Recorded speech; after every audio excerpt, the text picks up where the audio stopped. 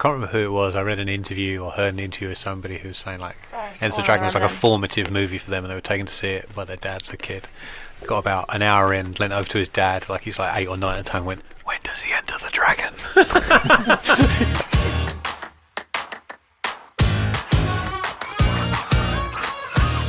Hello and welcome to episode 6 of Anniversary Edition. This week we are talking about Enter the Dragon, which amazingly is 45 years old this year. I am Kieran and I am here with Adam. Hello. Sophie. Hi. And Tom. Hello. So, usual disclaimer, we are going to spoil the hell out of this film. It's been out for 45 years. If you haven't seen it by the time you listen to these four people talk about it, then I don't know what you're doing. Just go and watch it. We're not going to pull any punches, so to speak. I didn't get a synopsis from IMDb for this film. It's the one thing I haven't done. I feel like we're all waiting for you to properly set this up before we come in. Just talk. So go for it. If you feel like we're being too quiet, it's just that we're being really respectful. Do you want me to pull up that? No one's ever been respectful on this show. Who can summarise? Okay, all right. So the plot of Enter the Dragon. Enter the Dragon. All right. So it's Mortal Kombat, the movie. You're welcome. No, It's not at all. It's certainly not Mortal Kombat movie. That I'm interested in doing in 2 years' time. I've got the synopsis here. Go for it. Again, it's one of those IMDb ones which kind of doesn't really. We'll give see you if we all can the improve details. on it. Yeah. A martial artist agrees to spy on a reclusive crime lord using his invitation to a tournament there as cover. That is exactly Pretty the setup for accurate. this film. Yeah. Yeah, that's It is. Because that's Lee's the plot. character is not a secret agent. No. Not to start with, anyway. He's just he's a enlisted. Shaolin monk. Yeah. Which, in case you don't know, this stars Bruce Lee. Quite famously stars Bruce Lee as his final completed film. Oh, really? It's his final one? Yeah, he made 3 movies, started shooting Game of Death, and then Warner Brothers came along with Enter the Dragon, so he left Game of Death, made Enter the Dragon, collapsed during a voiceover session for Enter the Dragon, because this film was shot entirely without sound. All the sound was put in later, including all the voices. Could you tell? Let's come back to that.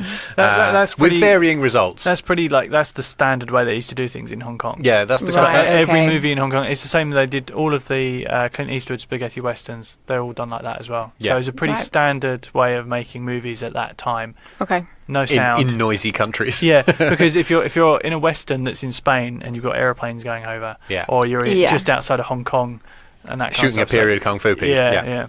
So all movies up until the first time Hong Kong did synchronized sound, I think, was 1991 for Police Story 3, which was the first time Hong Kong audiences heard Jackie Chan's real voice in a movie. This was only one of 2 times when Bruce Lee used his own voice in a film. This and Marlowe, which is a detective thing he was in like 5 years before or so. Late 60s. So yeah, he'd made 3 movies as a star, started Game of Death. Warner Brothers came along with this co-production to do Enter the Dragon. They did Enter the Dragon. He collapsed during an ADR session, and then 2 or 3 weeks before the movie came out, he had the same symptoms as he had in that ADR session and died. Oh, it's so sad. Yeah. Do you know, there was an investigation recently into his death as to why he died. Another one?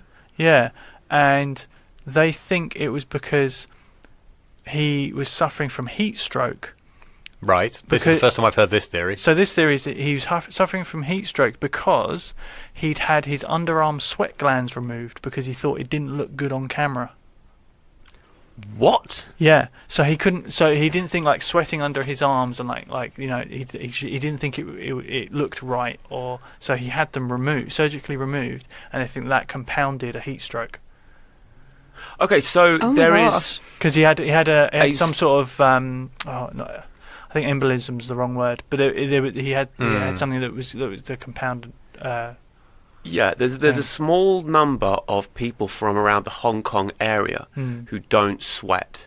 Right.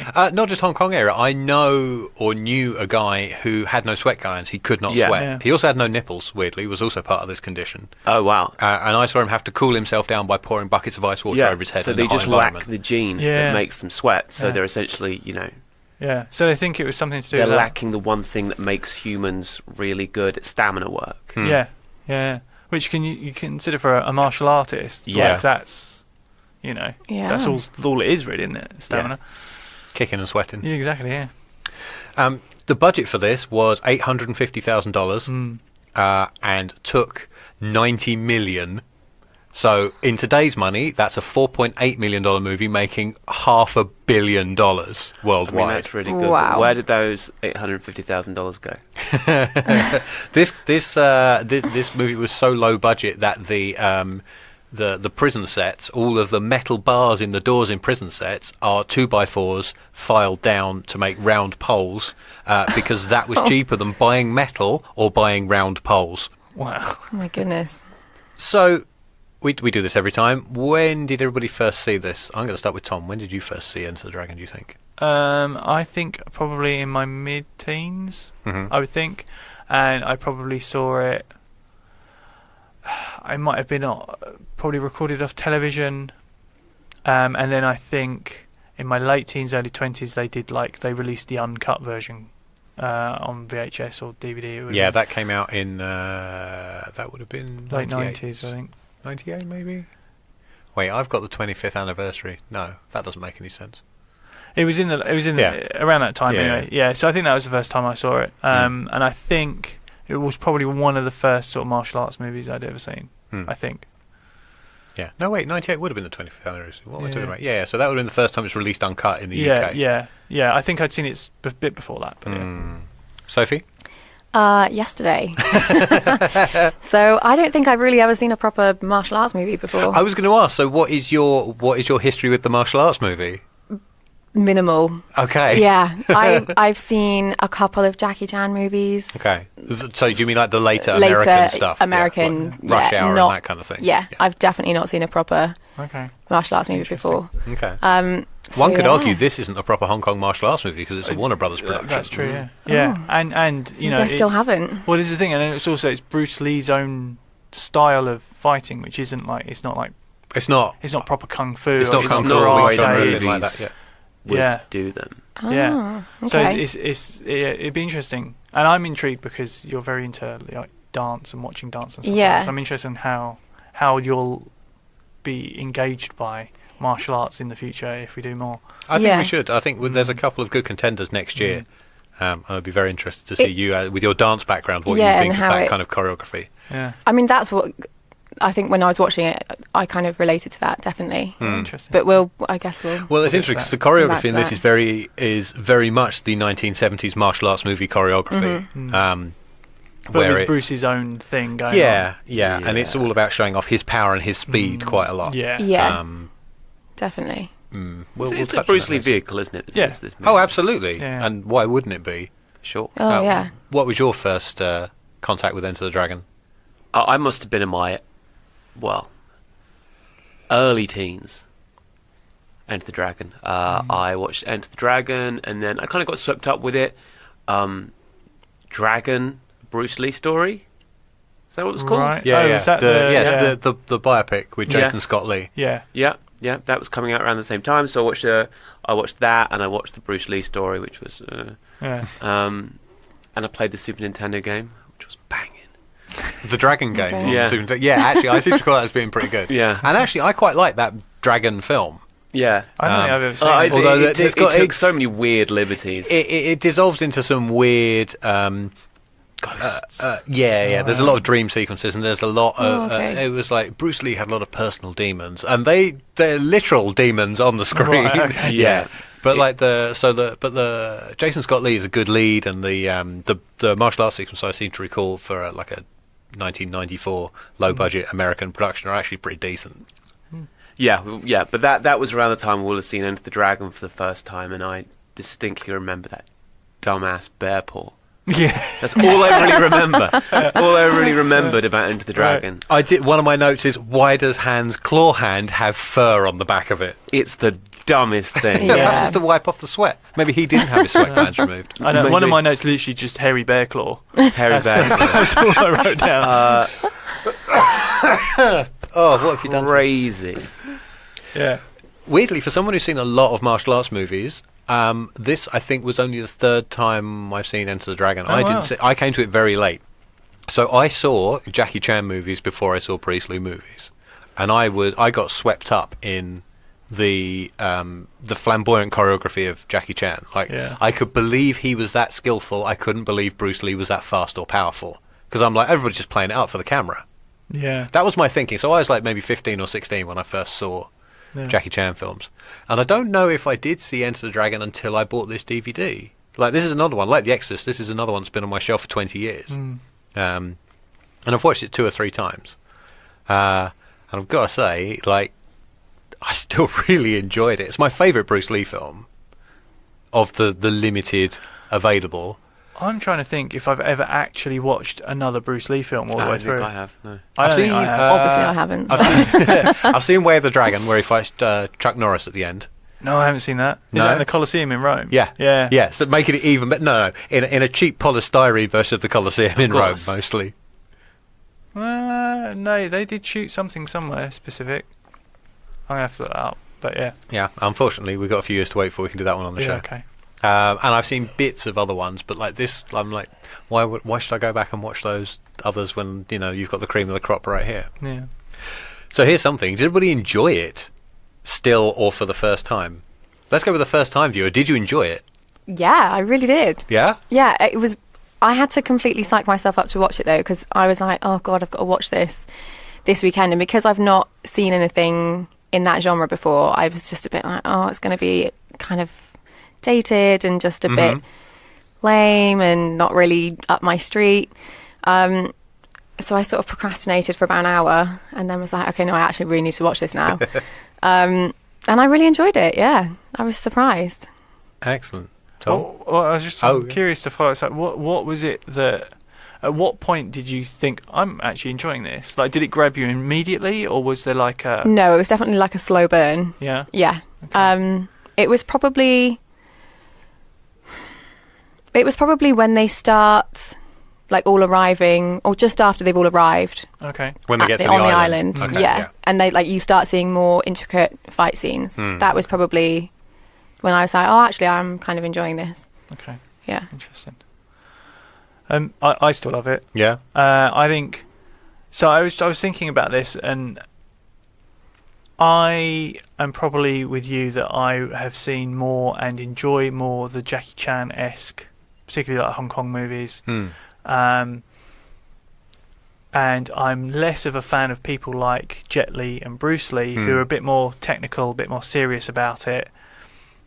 But having said that, like you said, this is the cream of the crop when it comes to Bruce Lee. Yeah. But I also think it serves a purpose as, like, for someone like Sophie, the gateway drug to other better but probably harder to watch martial arts movies because you're dealing with subtitles and all that kind of stuff, which, you know, some people don't particularly like very much, but others do. And like, it's because it's a Warner Brothers Western-made film, it actually works really well in setting up cultural things and stuff like that, which probably to a Hong Kong audience is a bit like, you know, why do we need this? So yeah, I think it's as proven by the box office, it created that fervour in the 70s of kung fu, karate, this martial totally arts. Kick-started the 1970s kung fu craze completely. Oh, really? Yeah, it was this movie. Yeah, absolutely. Why do you think that is? Well, it was pushed hard by Warner Brothers for a start. Okay. They did something like, for an $850,000 movie in the US alone, they did a $1 million press push in the 70s, in 1973, which is unheard of. Like all the big newspapers and magazines, stuff like Newsweek and New York Times, all that, all did massive stories on it. They were doing free karate lessons for people to promote the movie because they are American and don't understand the difference between different martial arts. Something that still goes on to this day with the remake of The Karate Kid, in which there is absolutely zero karate. Yeah, so karate's a bit crap, isn't it? Yeah, I think it's kind of it's more about there's technique, but it's slow and powerful rather than fast and flashy. Some people might argue probably more effective in real life than kung fu, which is a bit more esoteric and wavy. Yeah. We're going to get so many letters from angry martial artists. Yeah, sorry. Once this is Taekwondo, I'm going to get kicked in the ear when I go for Christmas. We're going to get I think you'll find it's pronounced karate. It totally is. Yeah. Bare pause aside, are you still on board with this movie? Yeah. I think Bruce Lee is a very magnetic actor, Exactly the word Yeah. I was thinking of. which is. It surprises me how magnetic Bruce Lee is. Especially when your opponent's got steel hands. Yeah. God. Damn it, Tom. Oh, you're fired. Yeah. He represents something to an audience that is quite alien. Mm.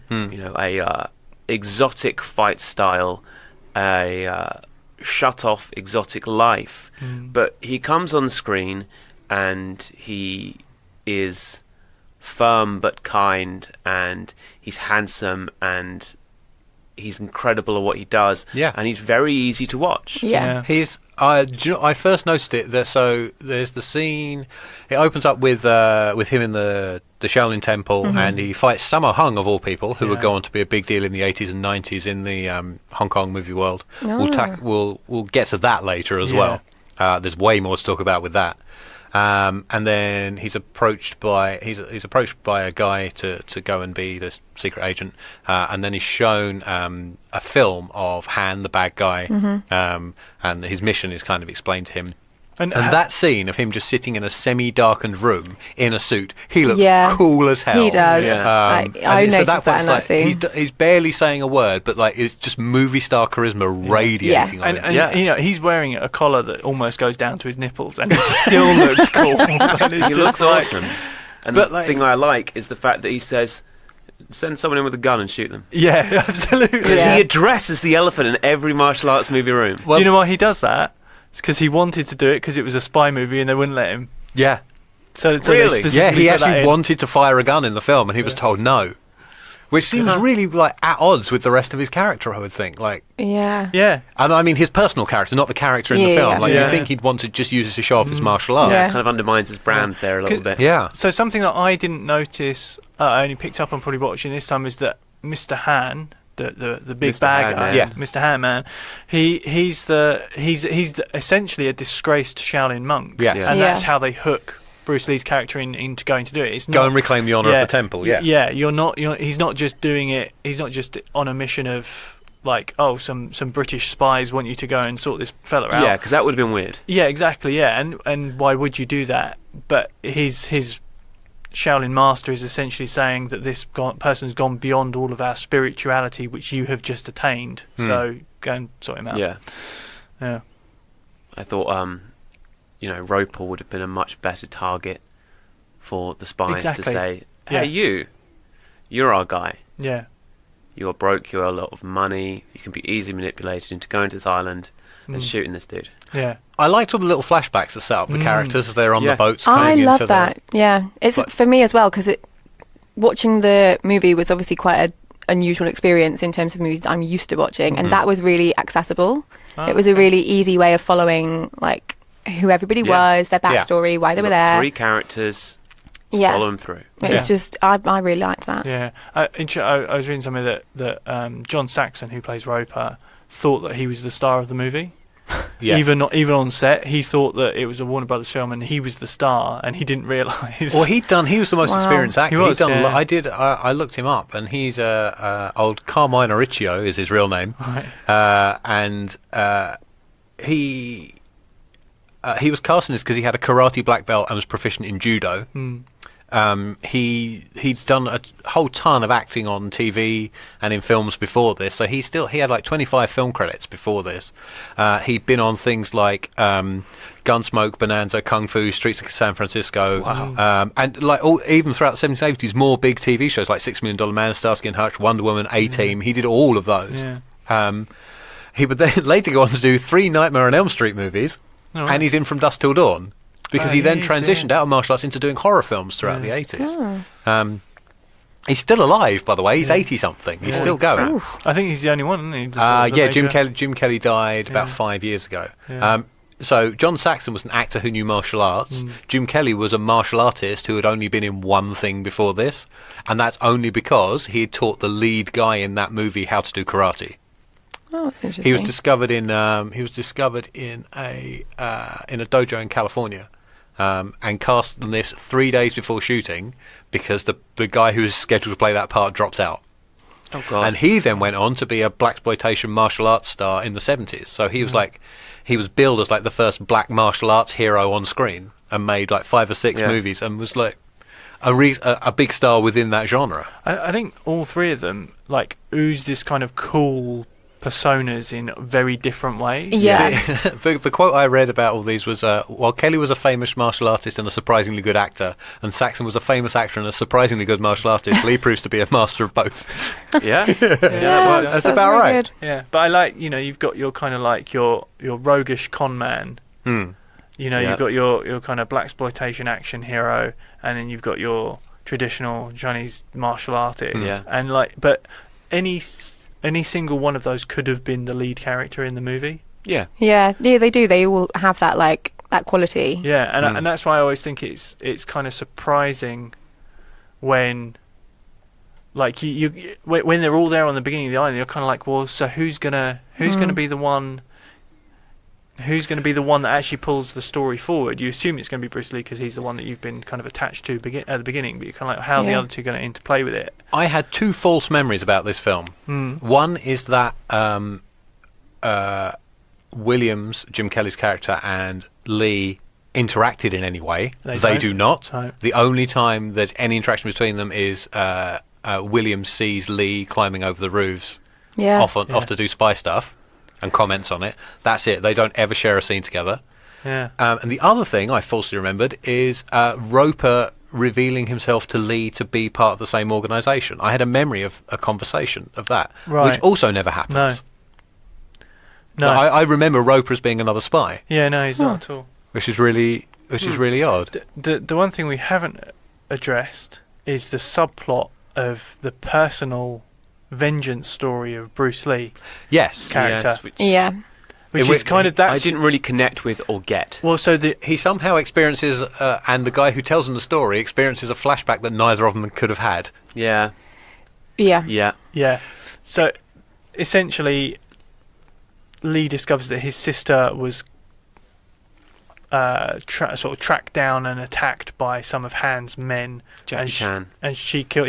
She needs Jackie Chan in the balls on a rope bridge. Jackie Chan, if you're wondering, has the exact same quality of acting in Enter the Dragon as he does through his entire career. He has the same run. He's always had a funny run. Yeah, you can tell when Jackie is one of the guys even from the back just because of the way he runs onto the screen. Yeah. He is caricature.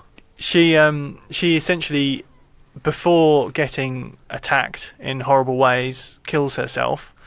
And this is like Lee finds out about this for the first time just before he's about to go and attack Han. Yeah. And that storyline of, like a loved one killing themselves or being attacked or being killed is a very, very typical 70s Hong Kong Chinese martial arts movie. Is it? Pretty much the entire 70s martial arts movies in Hong Kong is, you killed my master, now I kill you. Yeah. That's essentially, or you killed my sister, you killed my mother, you killed my father, and now I'm going to kill you. And that's it's Inigo Montoya. Yeah. And I kind of felt like that was the subplot they had to put in to service the Hong Kong audience. They pretty much did it to shoehorn Angela Mao Ying into it, who plays the sister. So she was already an established star in kung fu movies in Hong Kong. And she kicks ass in her she's scene. amazing. She beats up I love about that scene. 5 or 6 different guys. Yeah, obviously. I was like, yes. I remember she was in this, but I thought she played the agent he's supposed to meet on the island, who then does nothing. No. Yeah, she's a bit useless. So much of this feels tacked on to me. Yeah. But no, that was the reason that this is in the film. It's like she was a big star and she was wanted in it. Right, okay. Yeah, I think my biggest problem with this film, not that I have many, I enjoyed the film as I said, is that every plot line that gets started in this film never finishes. There's a loose end or two, Yeah. And also I found things to be resolved in very, in times when I would not expect them to be resolved. So, for example, one of the attackers on Bruce Lee's sister is this massive white guy and she scars his face. Yeah. And you're like, okay. She doesn't. Oh, his buddy does. The guy that she's with. Yeah, the other guy. The not kung fu master. So anyway, the scar happens in that interaction. Yeah. And so we're kind of like, okay, we know at some point Bruce Lee's going to get his vengeance on this guy, and it happens like really quickly. Yeah. Like once they're at the island, and it's just like, oh, that should have been part of the final showdown. Yeah. Like, Yeah. he should have been. He You should have been think the it's guy going to be at the end, like near the end. So he finally overcomes that, and then he fights like, Exactly. hands afterwards. He should have been the guy that he kills just before the last one. Yeah. just Apparently, before. that guy was a bit of a dick and would take a lot of liberties with the Chinese extras and stuntmen. And Bruce just sort of bided his time, and then when it came to do that scene where he gets kicked in the chest back into the crowd of people, Bruce wound up and kicked him as hard as he could. Yeah, apparently Ouch. he would like take bets and beat up the extras and stuff like that. Oh my god! There was horrible. constant fighting on this set. So extras would Bruce would hang around with the Chinese extras because it was Chinese people, and some of them didn't believe the legend and would challenge him, and he'd just knock them out. And enough. there were I'll do rival it. triad gangs among the extras, and they would fight each other. And then all of the white guys had egos, and they would fight. Oh So my that it was God. just constant fighting All for that this whole film. testosterone. Wow. But Yeah. I have to say, in that fight that he does with the guy with the scar, O'Hara. yeah, that's when I was just like, okay, Bruce Lee is really, really quick. Oh yeah, he's that- unbelievably he's so fast. And, So and I was, fast. and after the first couple of things where you go, that's really fast, I started not watching Bruce Lee, but I was watching things like flags, other people's clothing, like just to try and see if it was a camera trick, like Yeah. see if they Yeah. wound the camera, Yeah. like too slow to kind of speed it up. And I don't think they did. No. I think that was all genuine He's speed. I couldn't see incredibly anything fast. that. It's stuff that continues to this day. Well, I say to this day, to 20 years ago, when Jet Li came to Hollywood to do Lethal Weapon 4, and basically they were like, "You have to slow down. Yeah. Like we can't. This might work. This might work in Hong Kong and in China, but like we can't keep up with this." Yeah, but I even Wow. remember Riggs in those fight scenes in Lethal Weapon 4 being Yeah. like, Yeah. did you see what happened? Yeah, Because I didn't. yeah. Well, this is loaded with like classic scenes and classic Yeah. moments and classic imagery. What do you got? What do you like? I'm going to start with Adam. Yeah, my favourite scene is Williams getting beaten to near death Right. by In the opium den. Mr. Han in Yeah. the opium den, because it's everything that he's been sowing throughout the film coming back to really get him. You know, he's the one who was having sex with all the slaves, all the slave girls. and it I'll was take always, you, and you, and you. Yeah, Who were genuine prostitutes because they couldn't get Chinese actresses to play prostitutes. believable. Yeah. Believable. And watching them all like sit down, like drugged and laughing at him just getting killed.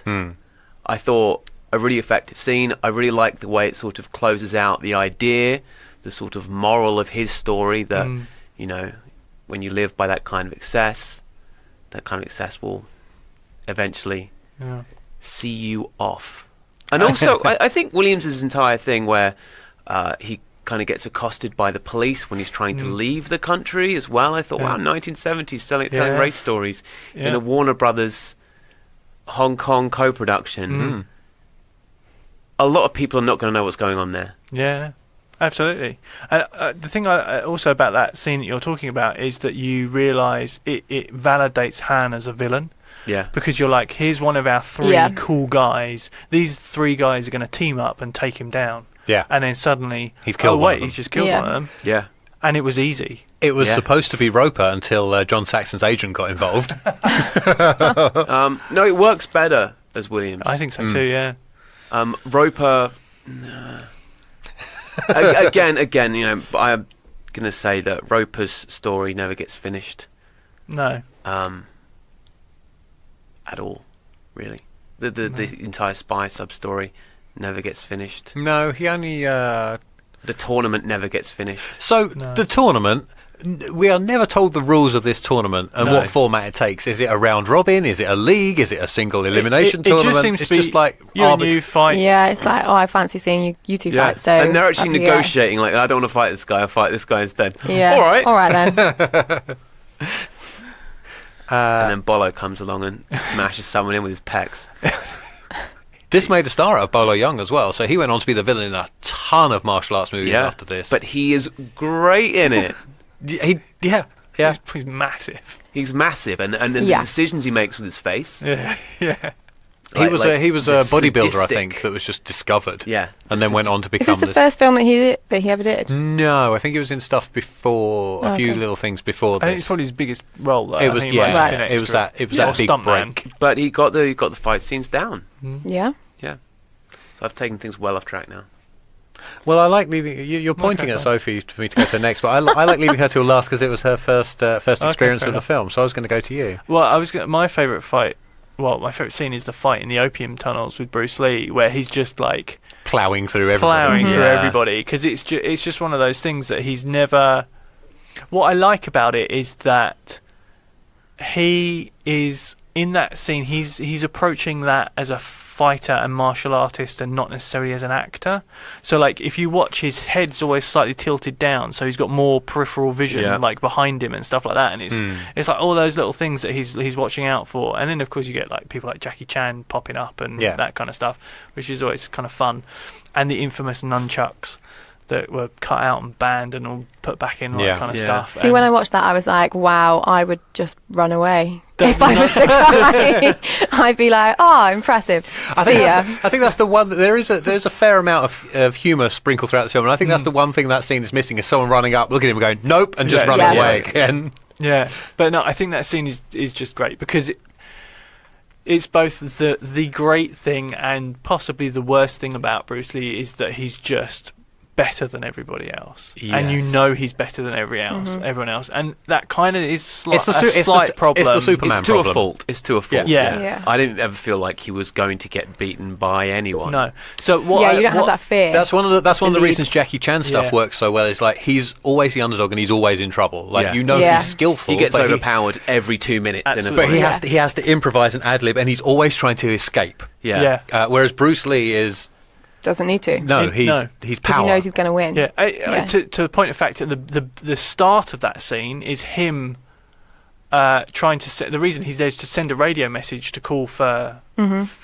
sort of backup Backup, yeah. basically to say Yeah. yes, we've proved the point. Yeah, Yeah, I've got well, the information. Then Braithwaite, his spy master, Yeah. tells him there's a radio. We'll be monitoring it. yeah, and he throws a cobra into the room. Yeah. With these two I radio really like guys in, that. and then he just sort of nonchalantly sits and leans against the wall. Yeah. while His they facial panic. expression in that moment Exactly. is brilliant. It's great. Literally like Yeah. hand on cheek, kind of just bored. I like the moment that comes after that, where he's sending the message and the cobra's still in the room, so that you see a shot of his feet. Oh, and he just puts his and foot he's on having it. to stand Like, on the what? snake to stop Yeah. it biting him. He did get bitten Bold. by the cobra during one take.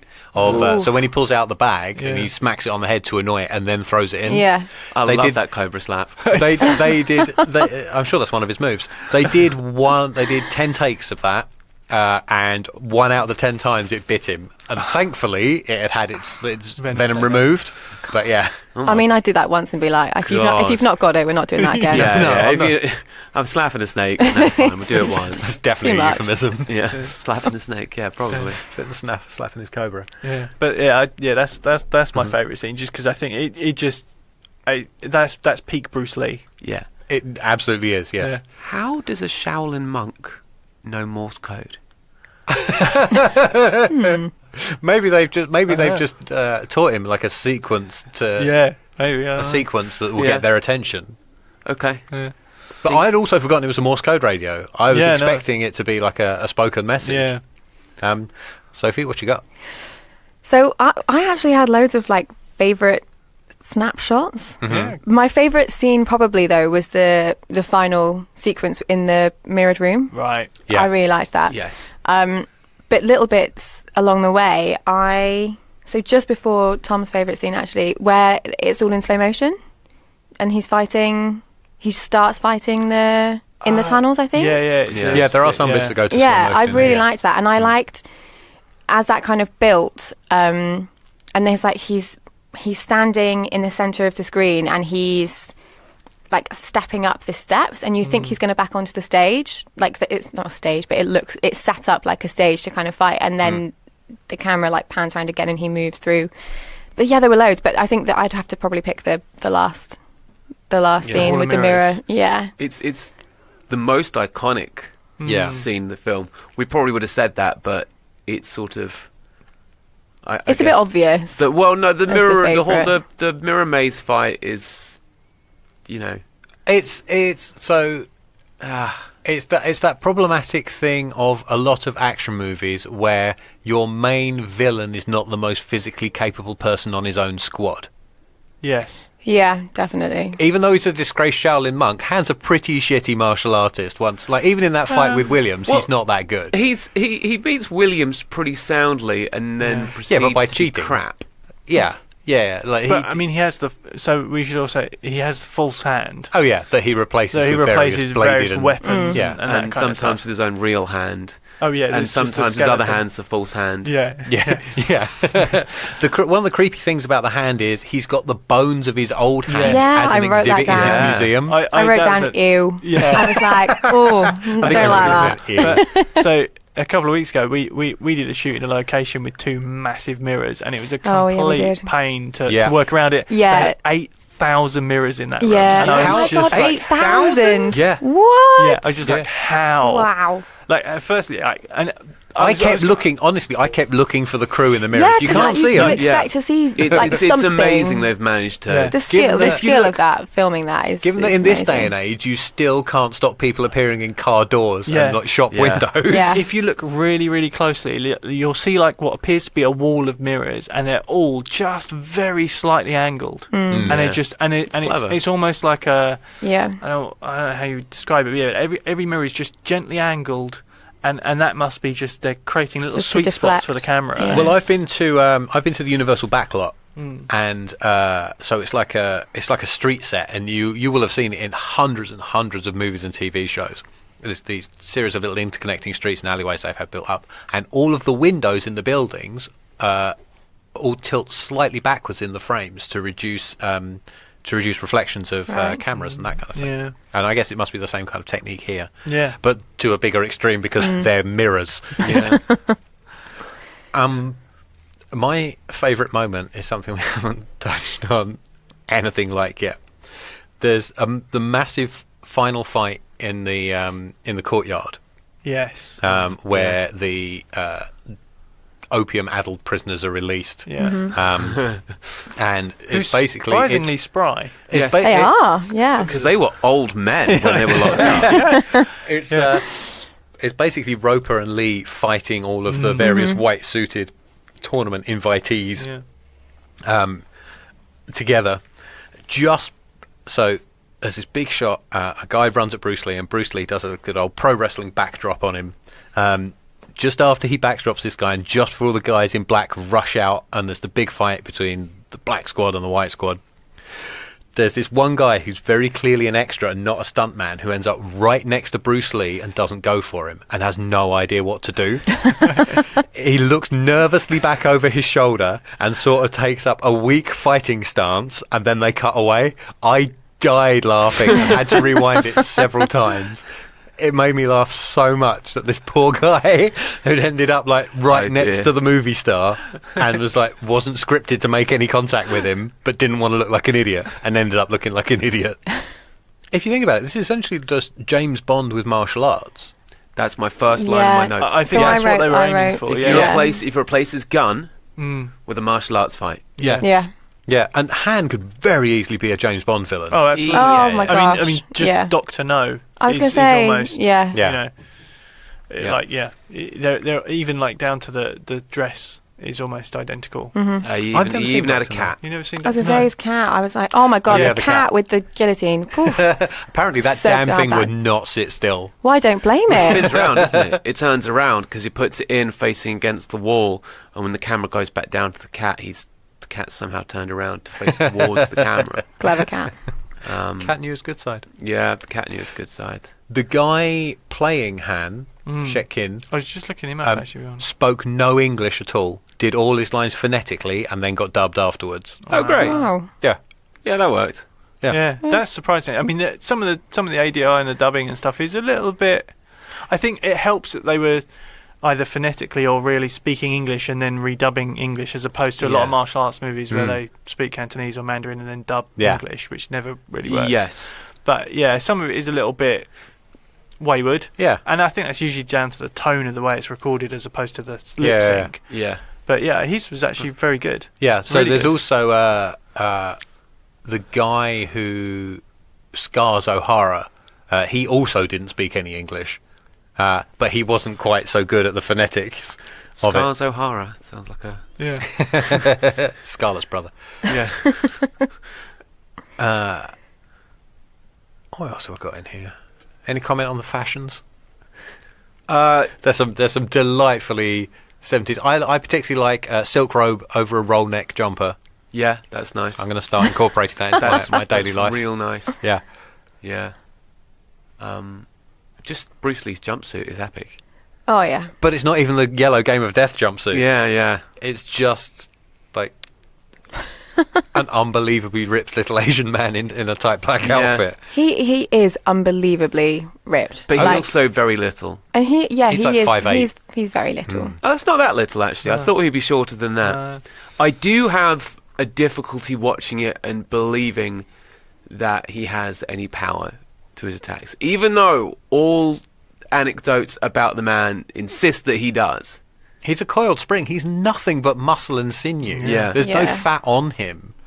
But it's the other issue where, he could do a flip kick and knock someone over. I always talk about this with you, Kieran. Uh-huh. Whenever I watch a martial arts movie and I see a 100-pound girl uppercut a professional wrestler and send him backwards through 5 crates, I'm like, it kills a movie for me because suddenly I have to suspend so much more disbelief than I did It's funny. before. The movie that killed for me was Jack Reacher.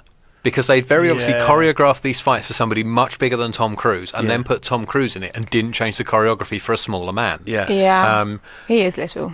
Little people Yeah. can beat big people. It's just how it's done. As I It's say, you use have of to technique. you have to use your strengths You have to differently. exactly. You have to get the Yeah. technique right. The opening scene is supposed to help you suspend that disbelief because it's Bruce versus Samo.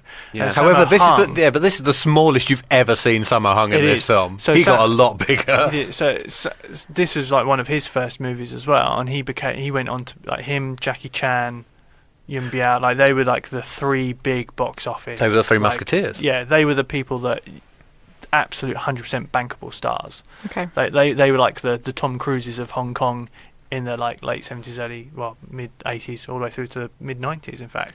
Pretty much. But he's a bigger guy. They're not necessarily using kung fu, and Bruce beats him easy, like gets him to tap out. And I think he's the stepping stone, so that when Bolo turns up, Yeah. that Bruce. Yeah, it Bruce, sets up Yeah, God, he's not what's even gonna gonna happen. Yeah, he's not even gonna bulk at trying to attack Bolo. It's so I think. You're right in that can cause you to go, oh, really? Would they be able to do that? But Yeah. I think that scene is there specifically to kind of go, yeah, he can. Like, Yeah, he- that's he- what I thought watching it for the first time. When you see later on in the tournament, you're like, oh, well, that's not going to be a problem because He's already. you've seen the opening scene. Yeah, Yeah.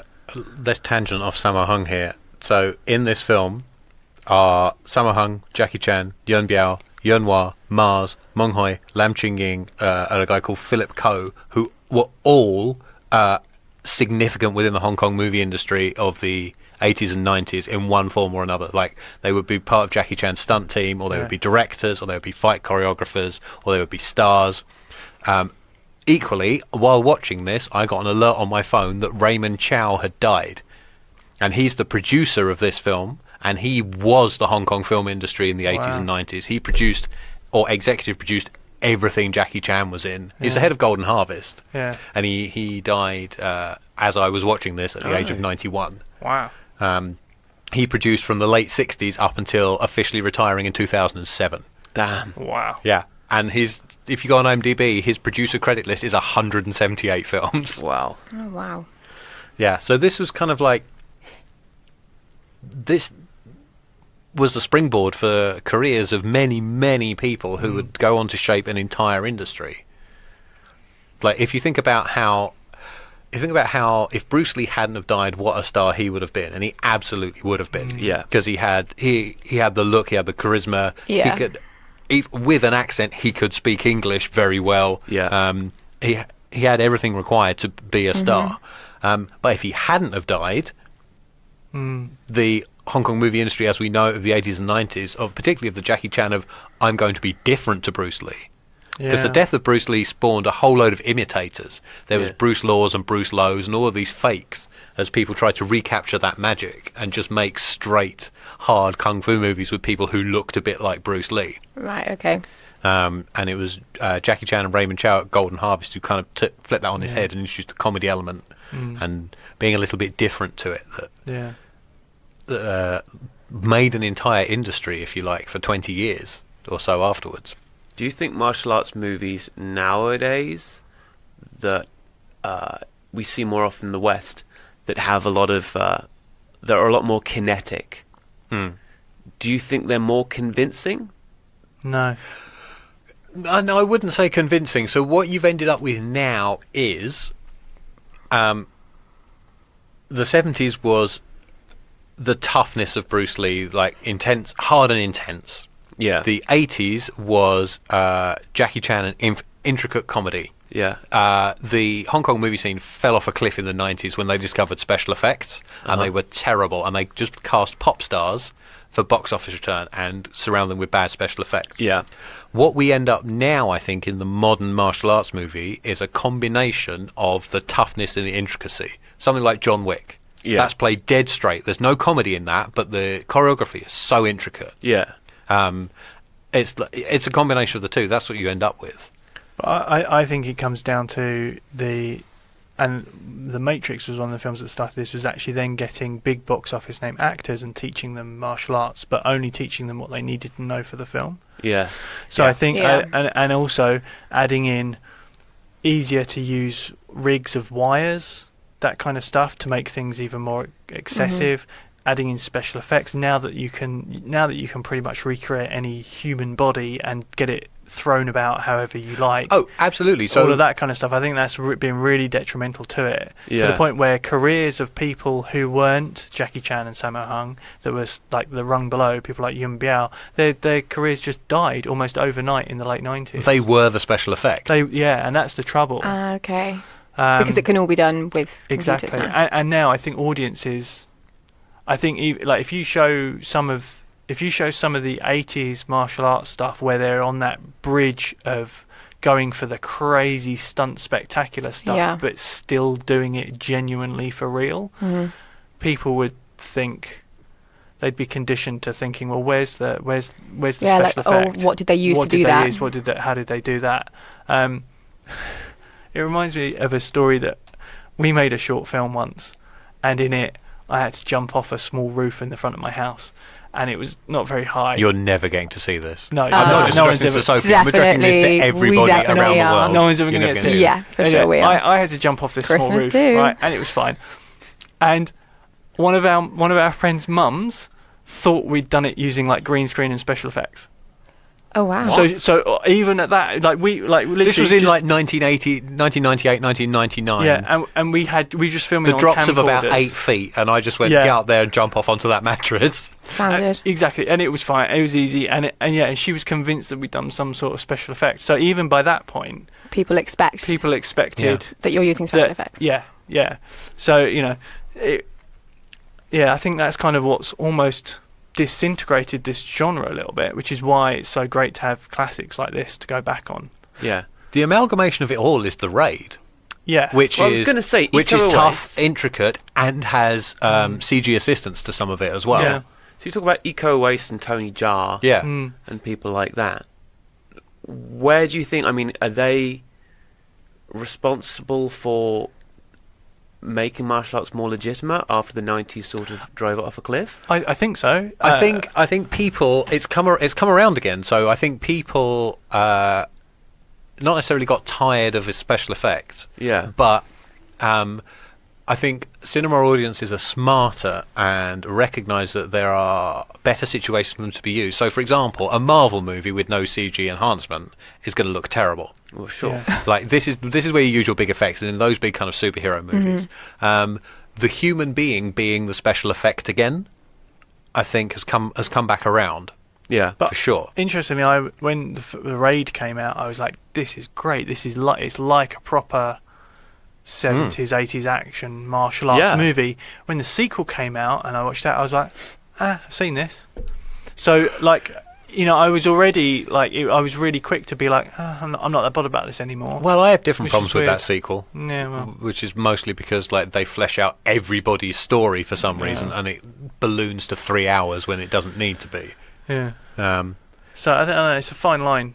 I think it's very difficult to do legitimately now. Yeah. I'm just trying to get to the bottom of whether Enter the Dragon started a tradition that is still alive in Western film today.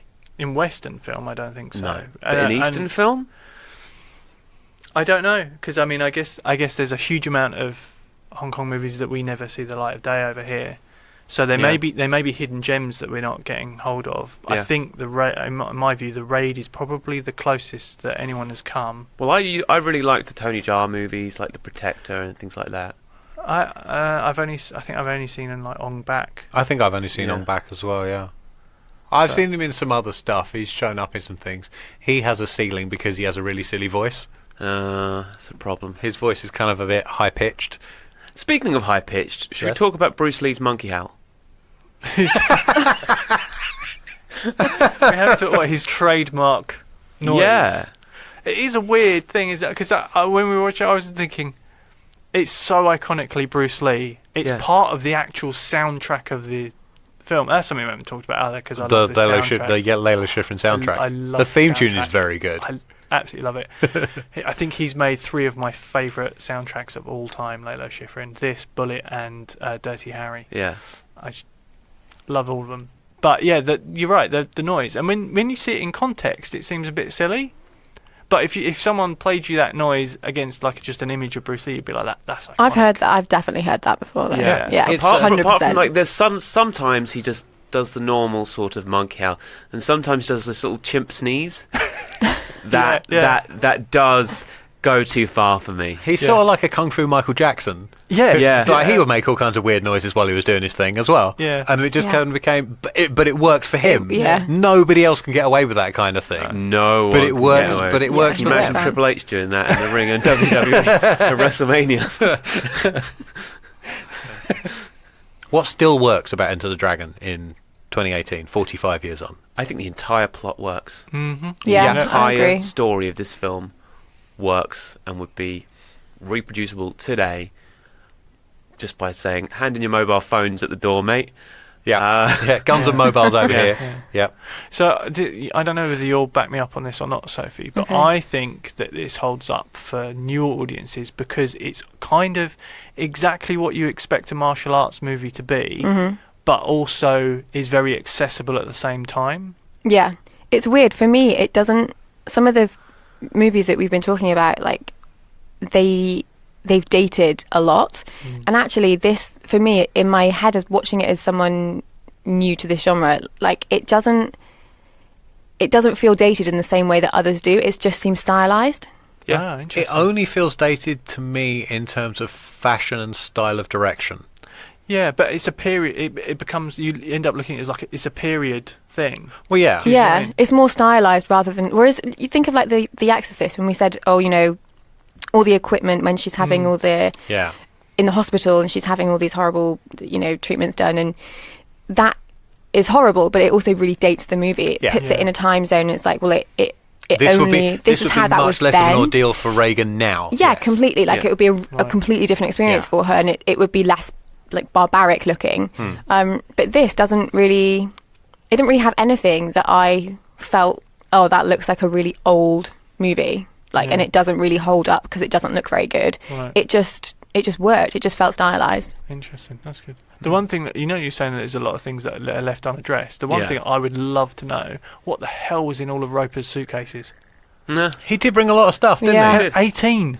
I You counted them as they were walking them up the aisle. 18 Wow. 18 suitcases. I was like, Well, what? Maybe he just He- packed up his whole life because he was like, I can't go home. He had So- $60 in his bank account. Yeah. He ends the movie With $60 in his bank account. without enough money to go home. Yeah. Yeah. He bets he bets Bruce 100 on the boat on the Mantis fight, Yeah. doesn't he? Yeah. So he ends the movie without enough money to go home. So one assumes he's trapped on the island. No, I don't think he's going to go and nick a load of shit from Hans' place. There's got to be No. something he Yeah. can I think sell. he's going to get picked up by the cavalry and start working as a spy. See, I'd watch that movie. Yeah. Yeah, I think there needs to be a sequel. a spin-off. John Roper's still alive. What's his name? John Saxon's John still alive. Saxon's still alive. Yeah. It's Yeah. a spin-off where, Bruce Lee sort of shows up every now and then. Because Episode 8 of his season character's 3. interesting enough. I reckon it could work. Yeah. Like, There bit is, backstory. Yeah. There's been talk of a remake for at least 10 years now. Currently attached to direct is David Leitch, who is one half of the John Wick team, Right. / the guy who directed Deadpool 2. Oh, okay. All right. Well, previously attached was Brett Ratner, and I do not want to see that version. No. I just don't think you can remake it. Well, they did. Mortal Kombat. This spawned a genre of the Yeah. tournament martial arts Yeah. movie. So not just Mortal Kombat, but Kickboxer. yeah. Yeah. Anything, even up to Keanu Reeves made a film called Man of Tai Chi, which is a tournament martial arts movie. The thing is, they're all about the tournaments, whereas this is nothing. Like Yeah. the This is tournaments a are backdrop. throwaway. Yeah, it's a total so backdrop. interesting. Maybe a lot of films were sort of informed in the wrong way. Exactly, By yeah. Enter the Dragon. They thought, tournament, that's great. Yeah. Ignoring the fact that the tournament is the It's first just- thing that Enter the Dragon kills. Yeah, it kind of dismisses Yeah. it actually very quickly. Yeah. Well, not dismisses it, but it just becomes It's just a useful setting. yeah, and just a bit of filler. That's it. We almost. need an excuse for these two people to fight. Yeah. Yeah. Let's put it in a tournament. Yeah. Well, okay. Has anybody got anything else to add about Enter the Dragon? I think we all liked it, and I think we all still say it's a good movie and it holds up. A decent HD remaster with maybe a little bit of fiddling on the dub, and this could easily be 20 years more recent. I've got the Blu-ray, and Yeah. the Blu-ray version that I watched was very good. Yeah. So It's yeah, I think it's. some Yeah. like maybe another look at the color grading. I know. Um, I think it's old film stocks. Yeah, There's so much exactly, you can to do, but correct it's, the film stock you know, problems. Well, the whole thing was shot with just 2 cameras and 3 lenses because the director of photography showed up, looked at Golden Harvest. Jesus. Yeah, looked at Golden Harvest stash of cameras and went, "These are all shit." Got in a load of trouble for renting cameras from somewhere else, and they were still the only good cameras he could find in Hong Kong. Wow. Oh my goodness. 2 cameras. Yeah, 2 cameras and 3 lenses did the whole movie. That's incredible. That's really incredible.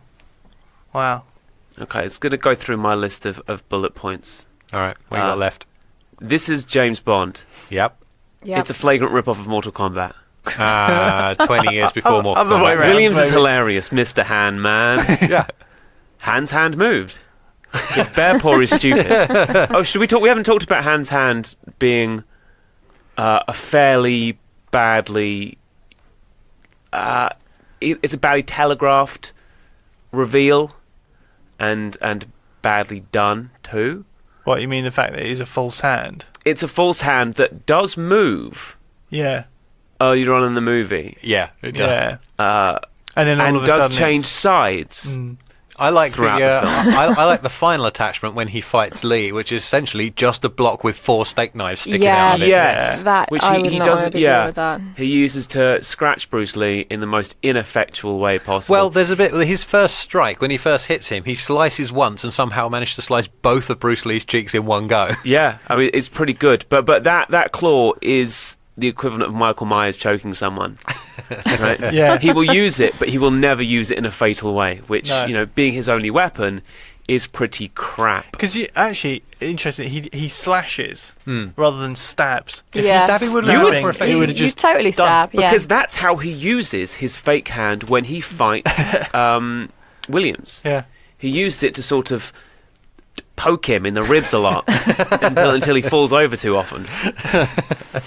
The bear paw is stupid. The scene where Williams gets beaten in front of all the slaves is good. Jackie Chan's never improved his acting. These emaciated elderly prisoners are strangely great martial artists. I like the brute. Yeah, okay. I think I just wasn't a fan of his godliness. In general, that's the only thing I can say against Bruce Lee's performance, is that it's not believable that he could be beaten. But that godliness made him a hero to millions. Oh, sure. And I mean, not just in the West. Like, he's a hero to millions and millions of Chinese people. Yeah. Oh, the whip crack is dangerously overused. It is dangerously overused. That's the sound effect they had. I think that's Yeah. now the sound effect should accompany Adam everywhere. That's his chimp scream. Yeah. We're going to do that whenever you appear on camera. We'll have a little. Yeah, not I even mean, that. I'm going to use that. Not even. If you don't do it. like.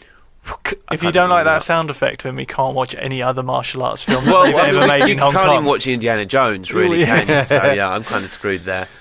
Bolo is a unit, and that's my notes. Okie dokie. Anybody else before we wrap this up? I think I think we've covered All right. everything, yeah. So that is Enter the Dragon. I think that gets a total of 8 thumbs up around this room because we are a weird multi-limbed octopus. This podcast was recorded in the Upbeat studio in Soho in London. For studio inquiries, you should email us at studio@upbeatproductions.com. You can also find us on Twitter. Head to @upbeatprod to see what we're up to and to work out what that weird noise is behind Tom. And @upbeat_ents for our film coverage and entertainment news. Unless we're going to launch an on-microphone investigation into the weird noise, I think it's time to say goodbye. Bye. Bye. Did you not want to throw? It's not time to say goodbye because here, Sophie, tell us what we're talking about next week. We are going to be talking about Beetlejuice. So I'm hosting next week's episode, so tune in and we'll get our Beetle guys, but not 3 times. Beetle guys. 'Cause You've ruined it. Here he comes. that's it, yeah. Bye. Bye, everyone. Bye.